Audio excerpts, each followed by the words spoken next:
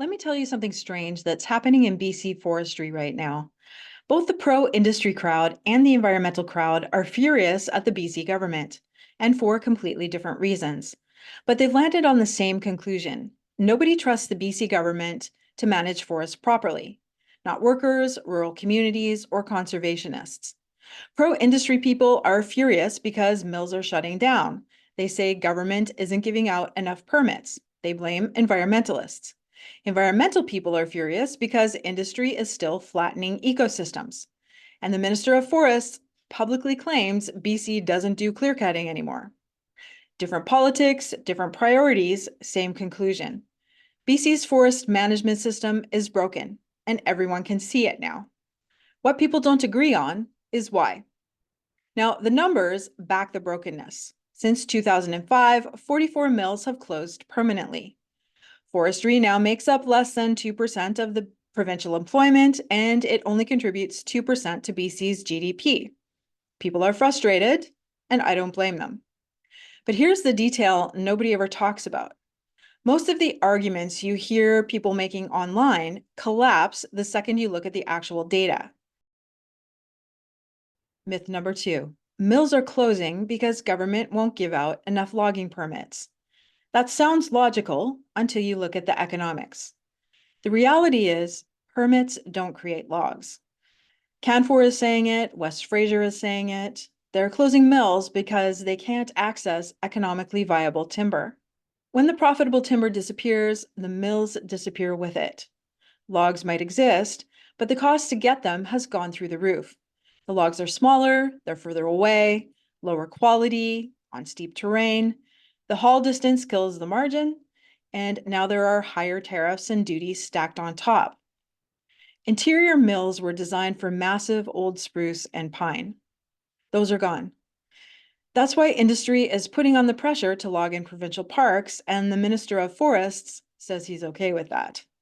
Let's take a look at the age of some of BC's interior forests in 2020. Now, this is important because the 28 timber supply areas, the TSAs, in BC's interior represent nearly 70% of BC's allowable annual cut. In the Lakes TSA near Burns Lake, 40% of the THLB is under 20 years old, and over half of that is under 10 years old. In the 100-mile TSA, 33% of the THLB was under 20 years old. Quesnel, Kamloops, Prince George TSAs, 26% of the working forest were bare clearcuts and plantations under 20 years old. That's not the timber industry needs. That's future timber a long time away. The industry built monster mills that can't adapt.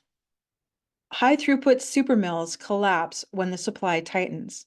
Small local mills that could have adapted were wiped out decades ago.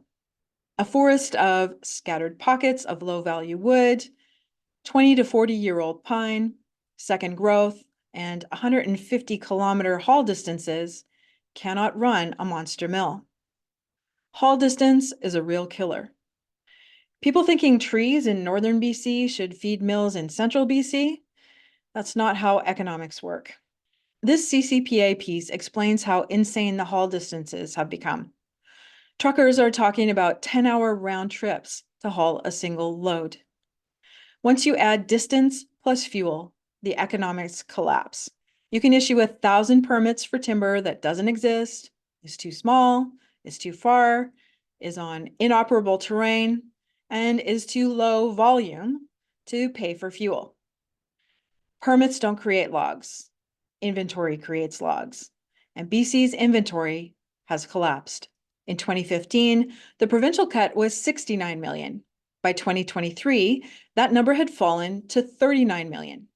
And for 2025, it's projected to drop to around 35 million cubic meters, the lowest harvest level since the 1960s. That's not a dip, that's a collapse. It's the predicted fall down. The province still pretends the allowable annual cut is 75 million cubic meters, but they can't even hit half that because the wood isn't there. The old high-value stands are gone. What's left is smaller, steeper, drier, or further away. On the ground, loggers call what's left in many second growth stands pecker pools. You can have a forest with little to no merchantable timber, and that doesn't run a sawmill.